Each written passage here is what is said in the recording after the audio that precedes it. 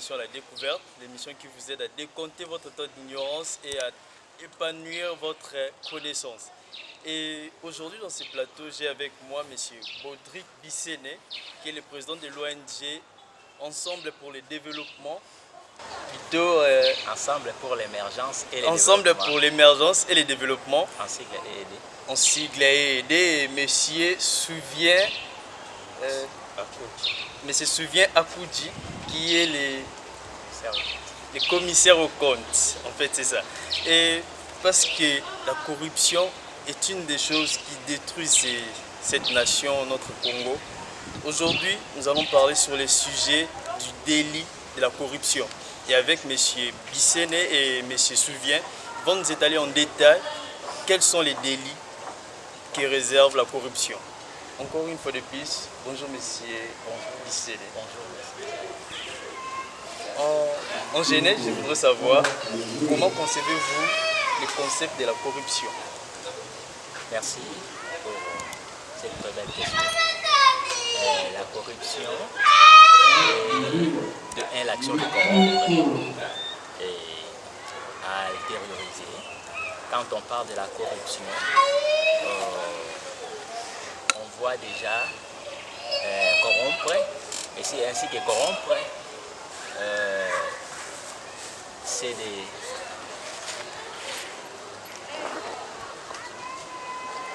Corrompre,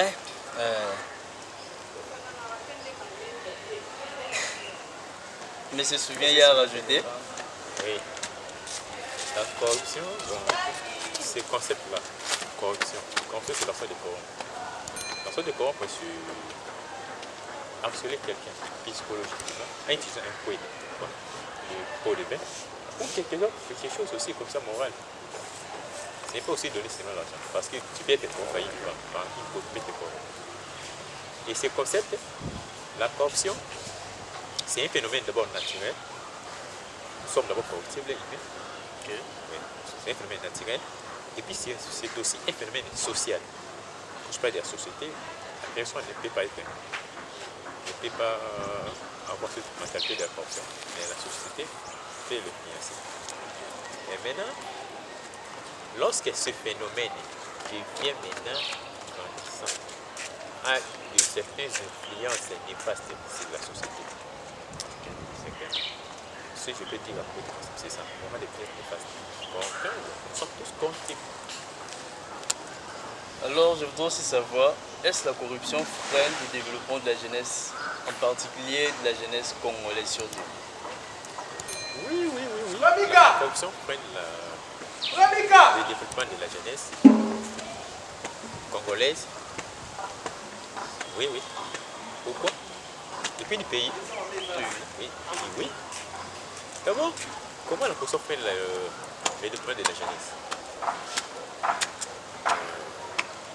Aujourd'hui, la corruption en RDC devient un mode de vie. Okay. Un mode de vie. Vous allez voir que dans nos universités, nous avons plus les détenteurs de titres et les intellectuels. Comment? Pourquoi? Parce que vous allez voir, tu vas constater que la plupart des étudiants qui se trouvent ou qui détiennent les diplômes universitaires ou les diplômes d'État ont accédé à leur classe ou leur niveau en utilisant ces pots de bain. Et maintenant, lorsque vous avez un détenteur de titre qui a corrompu le premier de juin jusqu'à licence ou jusqu'au doctorat, et comment ce monsieur-là peut développer une société? Certainement non. On aura maintenant des effets néfastes, comme je dis, comme je viens de dire là auparavant. Donc maintenant, on aura une effet néfaste sur la société. Et lorsque la jeunesse maintenant est morte, ça veut dire que la société est morte. Parce que la jeunesse est l'espoir du demain. Comment d'abord faire bien associer le pays? La corruption aussi peut arrêter d'abord quoi? Empêcher le développement du pays. Oui. Parce que je peux te dire d'abord, nous avons d'abord un système électoral qui est corrompu. Comment le système électoral est corrompu? Je vais vous donner des exemples simples. Moi, j'habite, nous sommes ici à Lipène. Moi, je suis à Lipène ici. J'ai des idées. J'ai des bonnes idées pour la société. Vous venez peut-être pétrolier là-bas. Mais vous avez l'argent. Vous avez l'argent. Moi, maintenant, je fais ma campagne. Je fais ma campagne. Ah, je fais ma campagne sur les idées. Vous faites votre campagne, c'est quoi? Avec l'argent. Maintenant, Nagé pour toquer. Maintenant, nous trouvons devant un jeune, quoi, un jeune Koulouna peut-être, excusez-moi les mots, je ne suis pas là pour citer le Koulouna. Un jeune Koulounais de 17 ans ou 18 ans, lui qui ne connaît pas, il ne connaît même pas quoi c'est qu'il vote. Donc, qu'est-ce que d'abord il voit? Toi, moi je lui donne les idées. C'est quand les idées sera mis à côté. Mais toi tu lui donnes l'argent lorsqu'il sera maintenant, il sera devant le bureau des heures. Il va me voter ou c'est toi qui avais donné l'argent? Un système électoral corrompu, c'est que moi je l'appelle ça comme la tricherie psychologique ou la corruption électorale. Et vous allez voir à chaque fois, comme ça nous allons commencer toujours à crier les élections, ça freine même le développement démocratique, même la démocratie est freinée. Et freinée, parce que nous avons un système électoral corrompu. À quelque part, ce que je pourrais dire par là, quoi? Si la corruption, c'est un peu ça, oui, c'est ça. C'est un peu ça. Mais il y a beaucoup de choses à développer. Je ne sais pas si je records le temps. Si c'est Baudry, vous partagez l'idée ou il y a à rajouter? Je partage son idée et je vais ajouter qu'un pays ne peut jamais se développer par la corruption. Et c'est à 100% ça. Donc je soutiens son idée. Et d'après vous, en quoi la corruption freine cette jeunesse? La corruption freine cette jeunesse premièrement quand la jeunesse ne se retrouve pas et une personne qui ne connaît pas ce qu'elle de lui-même. On parle de la corruption, premièrement c'est quelque chose qui s'est fait contre son devoir, contre ses connaissances. Donc vous faites quelque chose que vous ne connaissez rien. C'est pourquoi vous voyez la corruption freine la jeunesse congolaise surtout. Vraiment, il faut se connaître de vous-même. Si vous ne connaissez pas, vous connaissez le Et alors que nous parlons de la jeunesse, dites-nous un peu, que fustigez-vous dans la jeunesse actuelle, la jeunesse congolaise? Comme comportement, comme habitude, comme attitude? Là, je peux répondre. Bon, c'est que moi je fustige pour cette jeunesse. D'abord, c'est une jeunesse d'abord corrompue. C'est que moi je l'appelle une jeunesse anti-carré. Nous sommes même, quand je dis d'abord, Erasme a touché un terme très important, la corruption. Okay. La corruption, quand je dis la corruption, c'est tout dans nos ADN. Nous sommes corruptibles, nous les corruptibles. Comment ça? Oui. Parce que vous allez même les respecter, vous allez voir. On passe à la corruption sur la rapport. Donc on trouve ça, nous sommes dans la désacralisation des valeurs.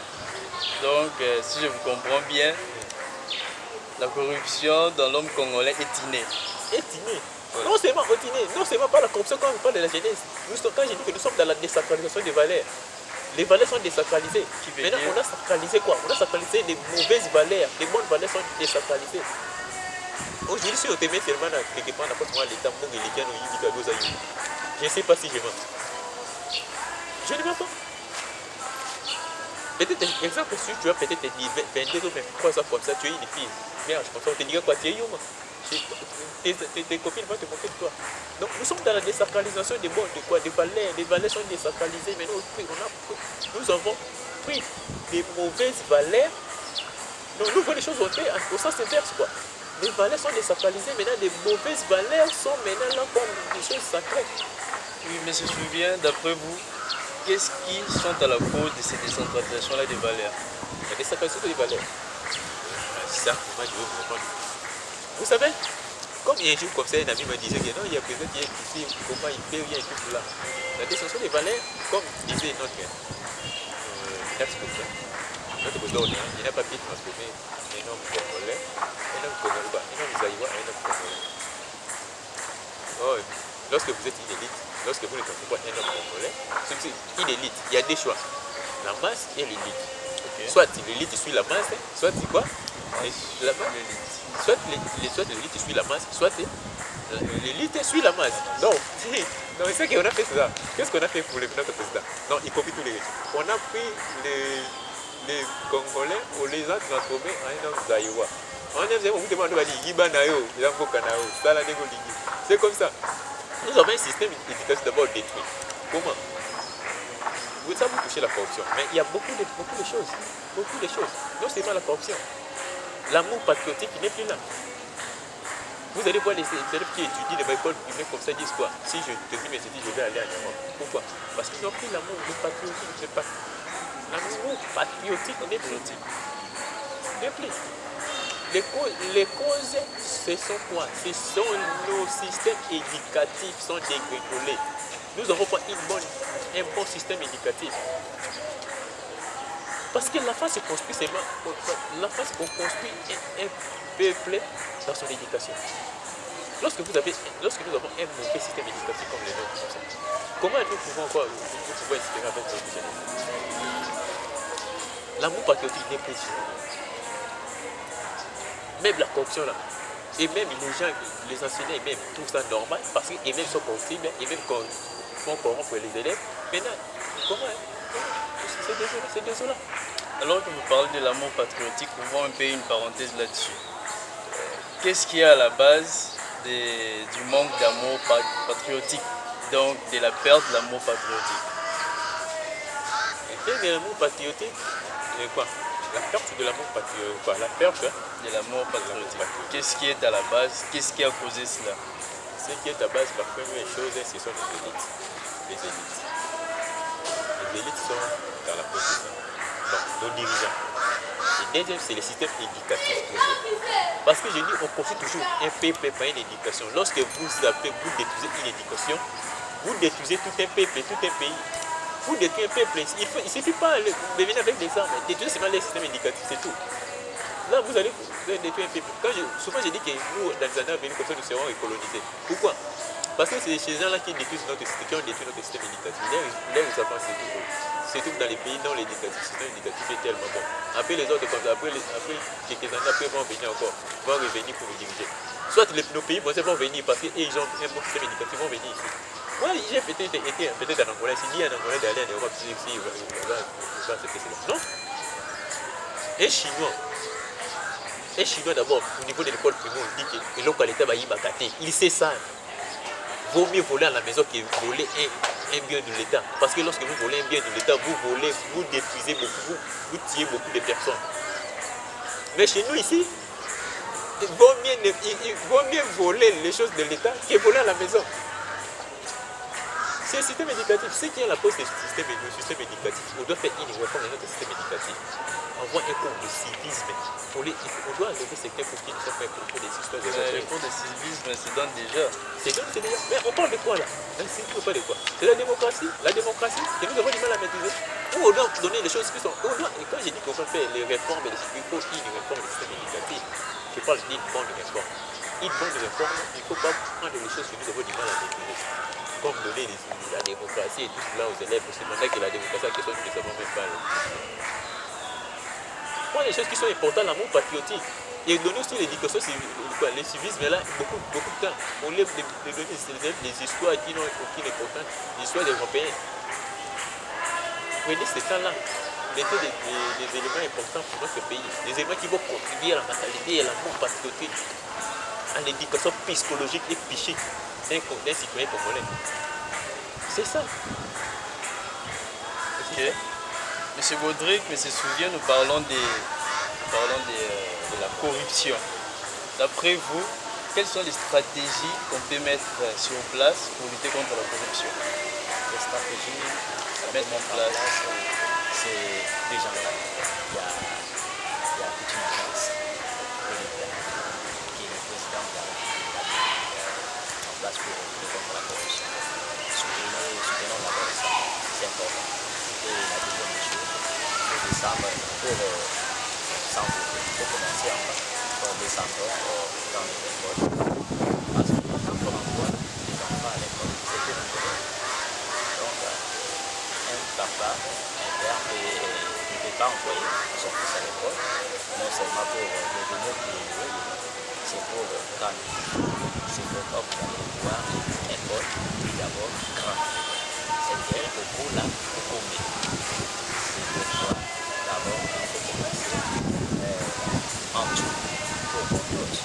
Commençons d'abord à étudier la population, à étudier les enfants depuis la maison, l'école et aussi supérieur.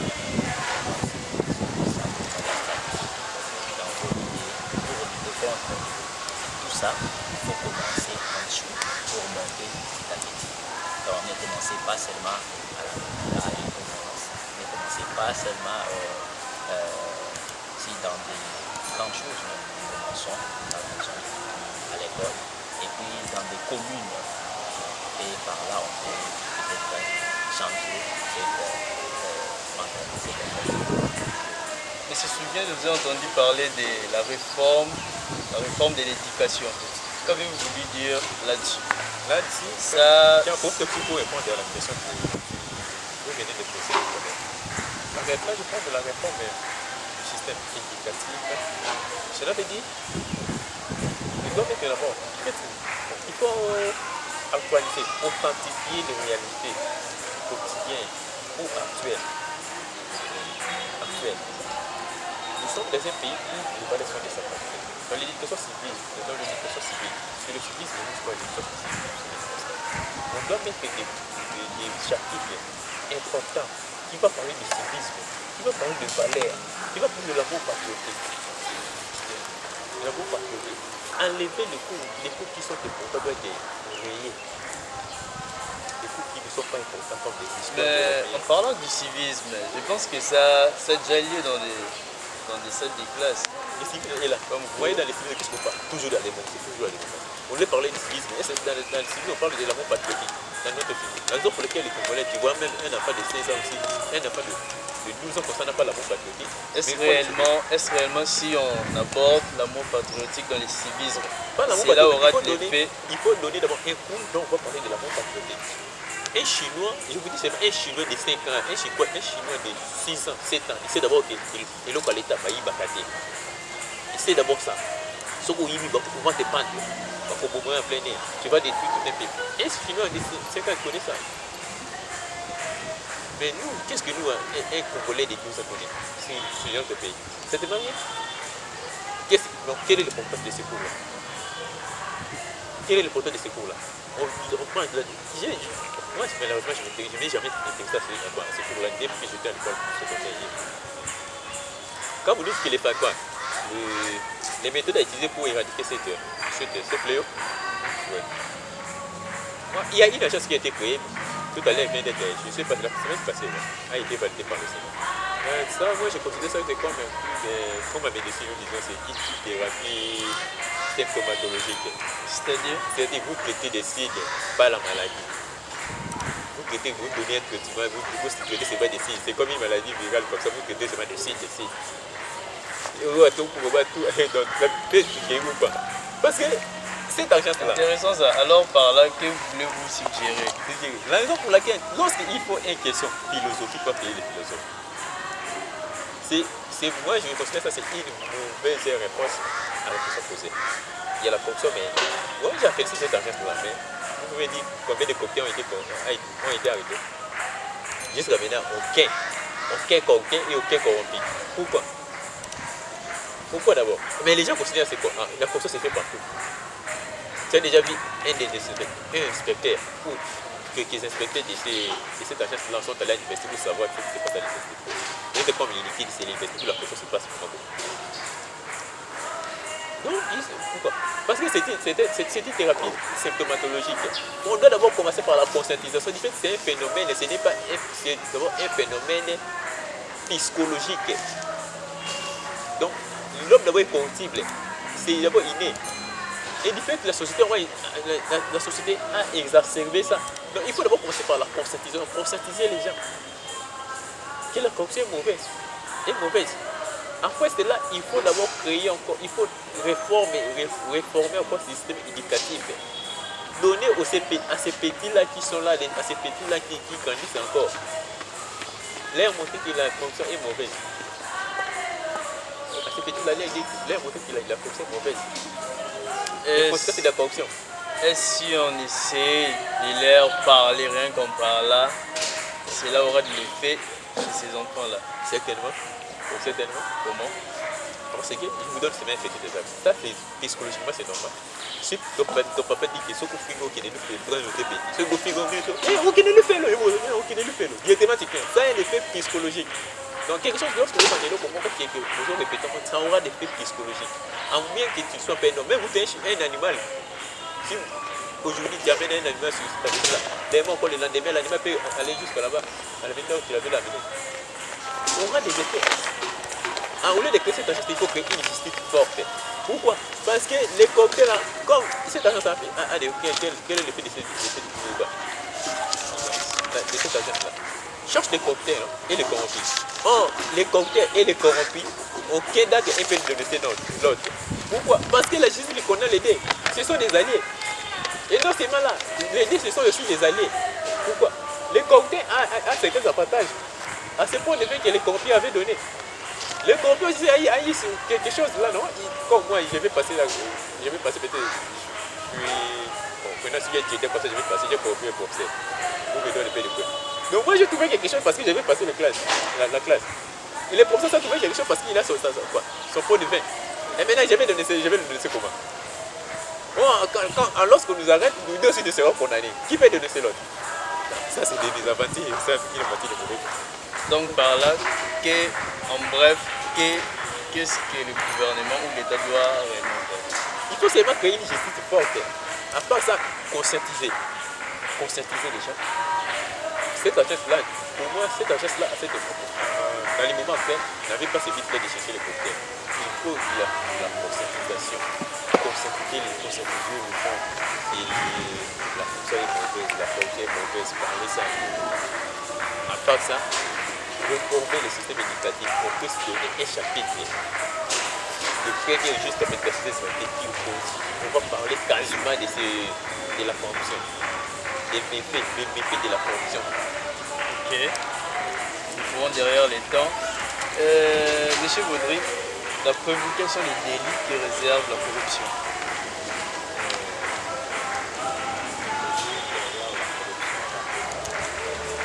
Sinon vous êtes libre, hein? Si même par là, là, vous êtes libre.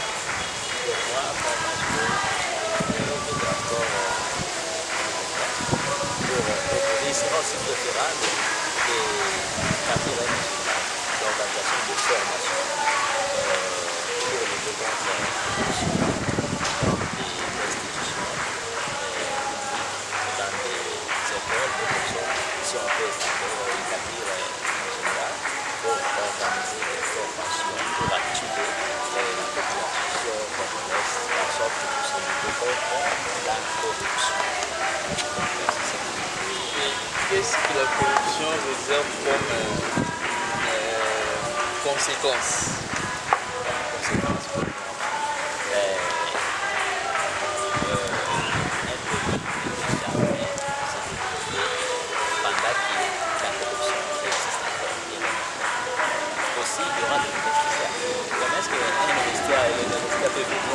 Dans un pays où il y a la corruption. Parce que tout serait détruit. Alors, la conséquence sera que nous allons tout perdre et faucher l'argent. Monsieur Soubia? Oui. La question est que d'abord, Ça va freiner le développement du pays. tout côté démocratique, le côté démocratique, le côté intellectuel, le côté économique. Il y aura pas de côté de la société d'abord. On a plus l'éducateur de suite et des intellectuels. Alors là, avec une certaine celui qui avait pas étudié jusqu'à licence. Tu vois, c'est juste c'est un éducateur de suite. Comment il a cédé ce gars-là? Comment il a quelque chose. C'est ça les conséquences. Quand j'avais eu l'impression que lorsque ce phénomène devient ménage, ce phénomène est néfaste. Et que lorsque ce phénomène devient tradition, on aura des phénomènes de conséquences néfastes sur la société. Alors, récemment, c'était la sortie du gouvernement. Quelles sont vos exhortations ou bien quelles sont vos recommandations envers ce gouvernement, M. Baudry, pour lutter contre la corruption? Si vous pouvez être bref, travaillons d'abord pour la construction. Ne travaillons pas seulement pour s'enrichir, mais travailler pour la population. Et puis, que chacun sache après son mandat, il sera où? C'est ça, la question est posée et la réponse est réservée à qui et à qui quoi. Donc, travaillons non seulement pour s'enrichir, mais travaillons à l'intérêt de tous. Parce que les années à venir, ils reviendront encore chercher ces postes d'éducation. M. Souvien, nous chutons avec vous. Quelles sont vos exhortations ou vos recommandations envers ce gouvernement?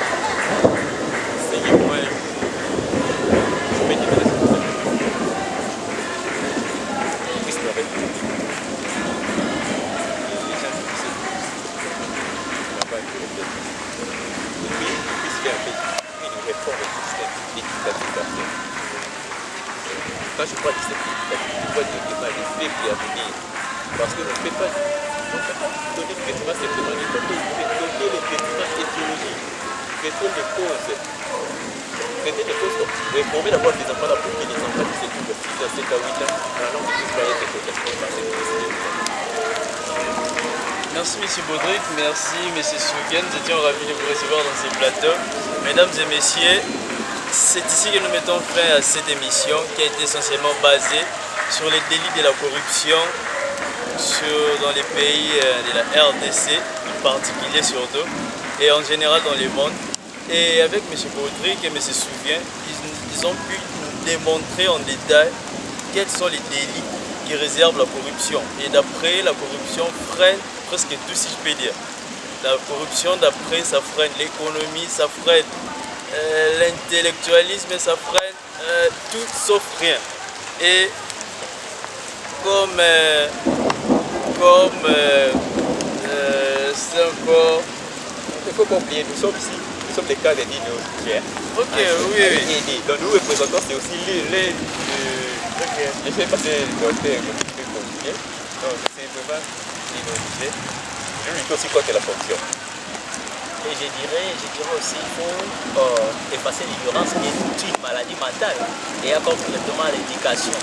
Là, on rentre encore par l'éducation, c'est qu'avait dit le maître Souvien. Nous sommes une ONG, Ensemble pour l'émergence et le développement, qui œuvre ici à Kinshasa. Et nous ne manquerons pas de les dénoncer. C'est qu'on va voir que c'est qui nous verra également. Et c'était là la conclusion de M. Baudry. Comme solution, c'est chercher à émerger les pays en établissant tout ce qui peut lutter contre la corruption, la réforme de l'éducation, relever la justice, mettre une justice forte et équitable malgré les agences mises sur place par l'État. Mais la justice, la réforme de l'éducation, d'après M. Souvien et M. Baudry, ce sont les choses qui pourront lutter fortement contre la corruption dans ces pays, la RDC, et compte sur la jeunesse congolaise. On se quitte, à nous revoir à la prochaine émission.